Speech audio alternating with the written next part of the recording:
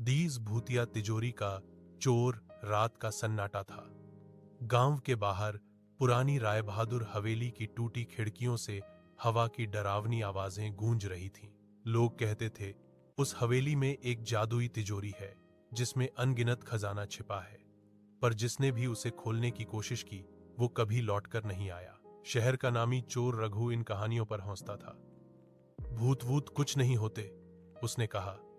मैं वो तिजोरी खोलकर दिखाऊंगा। उस रात वो टॉर्च लेकर हवेली पहुंचा। दरवाजा अपने आप चर्रर की आवाज के साथ खुल गया। रघु मुस्कुराया।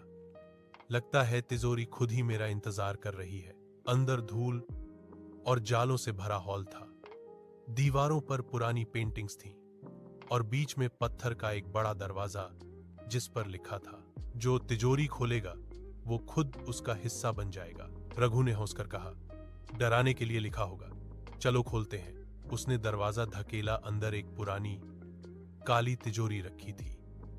उस पर अजीब निशान थे, सांप, त्रिशूल और एक लाल आंख। रघु ने हाथ बढ़ाया। जैसे ही उसने तिजोरी को छुआ, एक ठंडी लहर उसके शरीर में दौड़ गई। दीवारों से आवाज आई, लोभ इंसान को मिटा देता है। रघु चौंका, पर पीछे नहीं हटा। देखता हूं इसमें क्या छुपा है। उसने तिजोरी का हैंडल घुमाया। तुरंत एक तेज नीली चमक हुई और तिजोरी खुल गई। अंदर सोना या हीरा नहीं था, बस एक काली धुंध उठी। धुंध ने रघु को चारों तरफ से घेर लिया। वो चीखा, कौन है?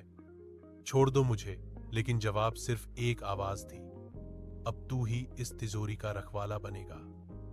अगले ही पल उसका शरीर पत्थर में बदलने लगा। उसकी आंखें लाल हो गईं और उसका चेहरा डर में जम गया। कुछ ही सेकंड में रघु एक पत्थर की मूर्ति बन चुका था। सुबह गांव वाले हवेली के पास गए। दरवाजा बंद था, लेकिन अंदर एक नई मूर्ति खड़ी थी, रघु की शक्ल वाली। और तिजोरी फिर से बंद थी, जैसे कुछ हुआ ही न हो।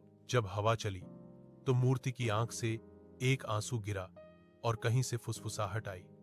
हर चोर को उसका खजाना नहीं मिलता, कभी कभी वो खुद खजाने का हिस्सा बन जाता।